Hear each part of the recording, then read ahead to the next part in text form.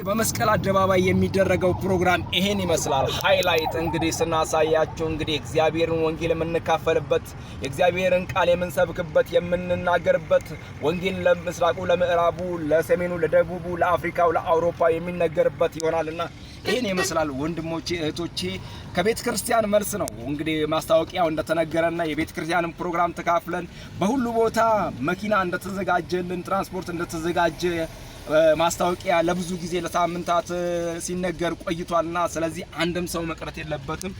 ይሄን ይመስላል እንግዲህ ፕሮግራሙን እንድናየው ለሃይላይት ነው። ይሄው መቀመጫዎችም ተዘጋጅተዋል፣ በጣም አምረዋል። እንግዲህ እናንተ ሙሽራዎች ሙሽራው ኢየሱስ እስኪመጣ ድረስ እንግዲህ የምትጠብቁ እንግዲህ ለእናንተ እንግዲህ አገልጋዮች በዚህ መልክ እንግዲህ በጣም እየተጉ ነው። እግዚአብሔር ዘመናቸውን ህይወታቸውን ይባርክ። እንግዲህ ይሄንን ወንጌል እንድናገለግል ደግሞ ይሄንን ጊዜ የሰጠን አምላክ በነጻነት ልንኖር ነጻ ያወጣን አምላክ የመንግስቱ ተካፋይ ያደረገን ልዑል እግዚአብሔር እርሱ ይባረክ።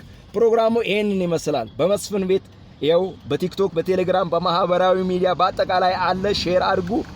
እግዚአብሔር ቢረዳን ቅዳሜና እሁድ ጌታን እናመልካለን። ትልቅ ድግስ እንካፈላለን። ጌታ በነገር ሁሉ ይረዳናል፣ ያግዘናል።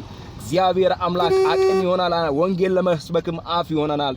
እግዚአብሔር አምላክ ጉልበት ይሆናል። በመስቀል ያለው ፕሮግራም ይሄን በመስቀል አደባባይ ያለው ፕሮግራም ይሄን ይመስላል ልላችሁ ወዳለሁ። ተባረኩልኝ። ጌታ ዘመናችሁን ህይወታችሁን ይባርክ።